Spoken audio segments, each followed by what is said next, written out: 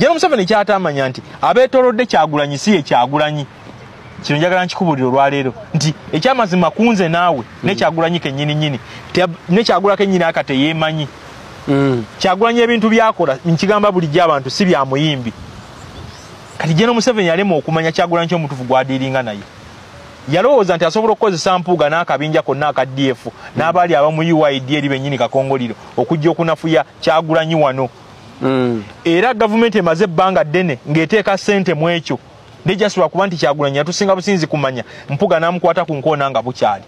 Naye enkola gye yakolamu okujja Mpuuga okumujja mu Nuupu n'amuteeka ebbali. Nekyo njagala nkikubulwa leero nti Nuupu Kyagulanyi yakola ekibiina ky'ebyobufuzi nga ye Nuupu. Kyagulanyi yakola n'eggwanika ly'ebyobufuzi. Oba kitegedde Kyagulanyi bw'ajja wano yakola ekibiina ky'ebyobufuzi nga ye Nuupu. Kyagulanyi n'akola n'eggwanika ly'ebyobufuzi.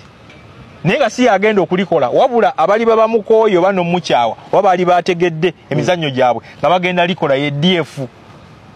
Mu kibalo kya Kyagulanyi yamanya nti Mpuuga bw'amujja wano n'amuzza ebbali Mpuuga agenda kukola DF.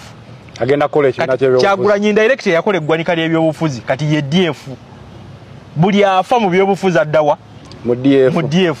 Kati ekibuuzo omwana oyo kyebabuuza abasajja abo kyabadde technical nti ebbanga liri babuuzanga Kizza Besigye nga balowooza ne Kyagulanyi bagenda mukozesa nga bwe bakozesa Besigye. Kuba wakati wange naawe Mpuuga ne banne bakozesa Besigye. Ojjukira mu 2016 baamuddukako ne bagenda wama Mbabazi. Besigye n'abeera mu campaign yekka kati ekyo Kyagulanyi yakirabuukira toyinza mukozesa.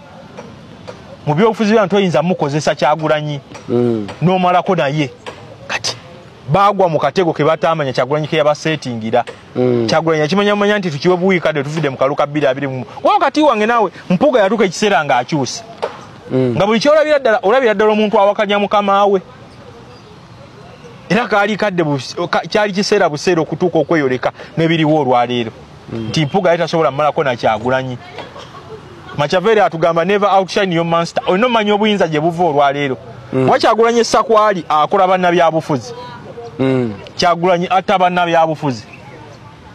N'atasobola okuttera n'akuzuukiza ne bwakusanga wafa.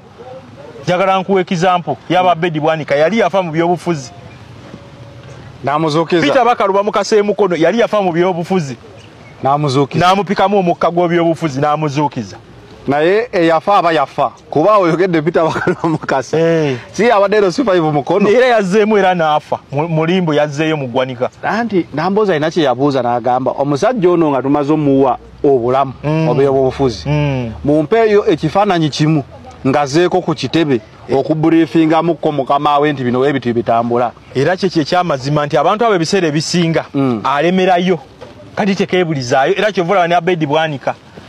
Kati tekeebulizaayo gundi yani oli waduri yali afudde mu byobufuzi yali afudde ng'agenze ekitegeeza abafudde kibabbe tomuleka n'afa. Paulo Mwiru luutu eno Kyagulanyi amuleeta mu by election Mwiru bw'atuuka 2021 aleka Kyagulanyi agenda mu ANT Mwiru yaddayo mulimbo naye luutu eno Kyagulanyi ate agenda muzuukiza amuzze gega amanyi Kyagulanyi gaalina anazuukira ajja kuzuukira. Kati abantu bangi nnyo waneena abakola ebintu ebyewuunyisa naye Kyagulanyi enjesa gyayise ebyobufuzi wano olwaleero yeewuunyisa abadde akyaludde okuva etwafuna obwetwaze. Ekyo njagala nkigambe olwaleero nti twafuna obwetwaze mu 62 mu Uganda olwaleero tulwana kibata second liberation okwefuga okwokubiri. Kubanga ekyamazima tetwefuganga oba kyobadde oba okimanyi tetwefuganga twefuga independence.